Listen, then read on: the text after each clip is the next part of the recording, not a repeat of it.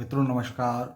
मैं त्रिलोकराज ज्योतिषाचार्य आगरा आज आपको बताऊंगा कि जो बच्चे बुद्धि से थोड़ा कमज़ोर होते हैं और बच्चों से पीछे रहते हैं उनके लिए क्या उपाय किया जाना चाहिए।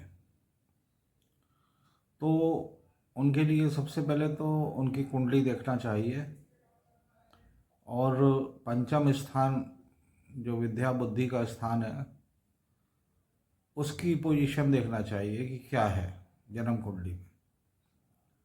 और यदि वो स्थान डैमेज हो रहा है या ख़राब हो रहा है, किन ग्रहों की दृष्टि से ख़राब हो रहा है,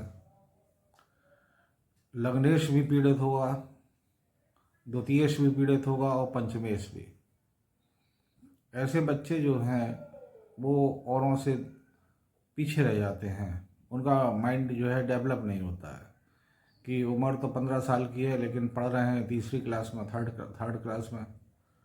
तो ऐसे बच्चों के लिए क्या करना चाहिए? सबसे पहले उनकी कुंडली का विस्तृत अध्ययन करना चाहिए और उसमें तीनों ग्रहों की पोजीशन देखनी चाहिए। लगन लग्नेश द्वितीयेश दूसरा घर और उसका स्वामी, और पंचम घर और पंचम का स्वामी, और वो कहाँ किस तरह डैमेज हो रहे हैं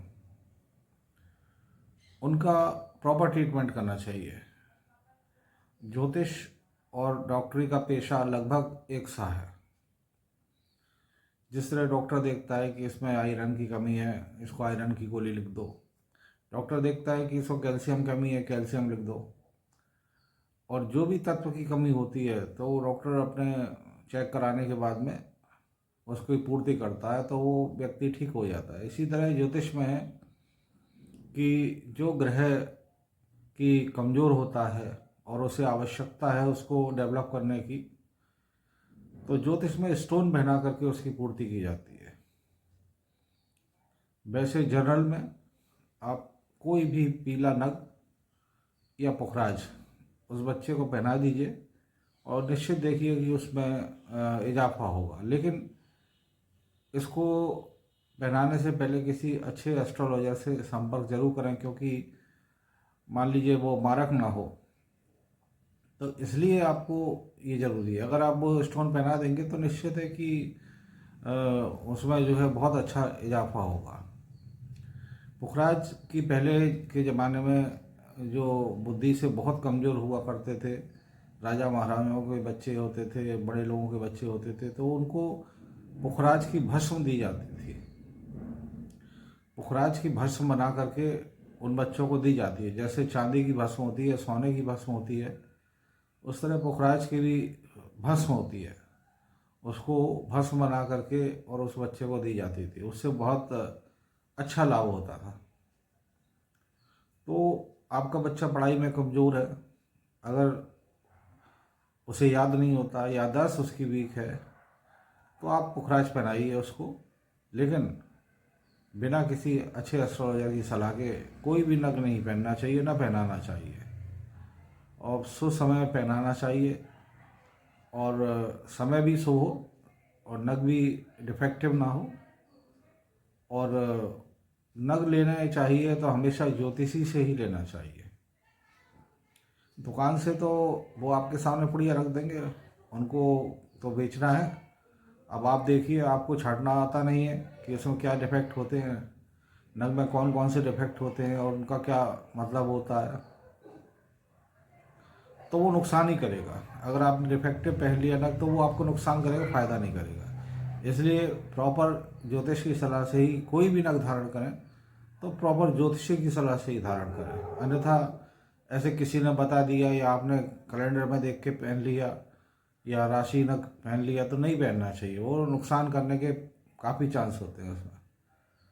तो प्रॉपर अध्ययन करने के बाद कुंडली की तभी ये नग पहनाया जा सकता है।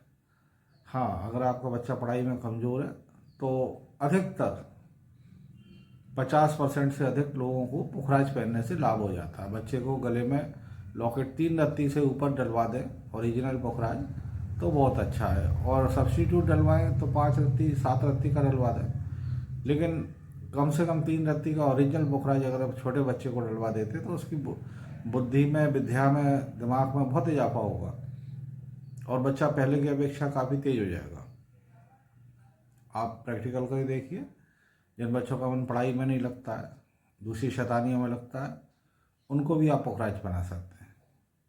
अगर आपका बच्चा एक जगह चैन से नहीं बैठता है तो उसको पुखराज के संग मोती पहना दीजिए, उसका मन शांत हो जाएगा।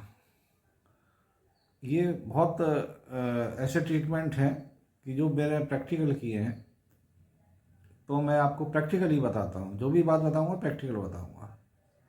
जो मैंने अपने 50 साल का अनुभव में जो अनुभव किया है, हजारों लाखों जन्मपत्री देख करके, उसका मैं आपको अपना अनुभव बताता। तो आपको अगर बच्चा पढ़ाई में कमज़ोर है या दिमाग से थोड़ा पीछे है, तो आप उसका प्रॉपर एक बार उसका अध्ययन करवाइए, उसकी जन्मपत्री दिखाइए। और मैं नहीं कहता कि आप मुझे दिखाएं, बहुत से अच्छे ज्योतिषी हैं, लेकिन सिर्फ 5% ही ज्ञानी हैं जिनको वास्तव में ज्योतिषी कहा जाए। 95% तो वैसे ही हैं कि बस ठीक है। मैं किसी की निंदा नहीं करता, लेकिन 100 में से 95 ज्योतिषाचार्य ऐसे निकलेंगे जिन्हें बहुत अच्छा ज्ञान नहीं होगा। 5% ज्योतिषी ऐसे हैं जो वास्तव में जिन्होंने अध्ययन किया है, और अध्ययन के साथ प्रैक्टिकल जरूरी है। ये भी मेडिकल लाइन की तरह प्रोफेशन होता है कि अगर आपने सिर्फ किताबें पढ़ ली तो आप किसी रोगी को ठीक नहीं कर सकते।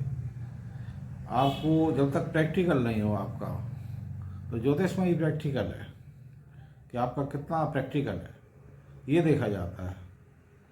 मैंने अक्सर मेडिकल लाइन में देखा है कि जो डॉक्टर सुई नहीं लगा पाते हैं, बहुत से नए डॉक्टर होते हैं वो सुई नहीं, लेकिन कंपाउंडर 1 सेकंड में लगा देता है, क्योंकि कंपाउंडर रोज लगाता है 150, उसको एक अच्छा एक्सपीरियंस होता है। इसी तरह ज्योतिष में है कि जो जितना अधिक काम करता है, जितने अधिक जन्म कुंडली देखता है, तो उसको उतना ही अनुभव हो जाता है। तो आप ये मान के चलिए कि आप जिसको दिखाएंगे तो आपको निश्चित ही लाभ होगा। धन्यवाद, नमस्कार।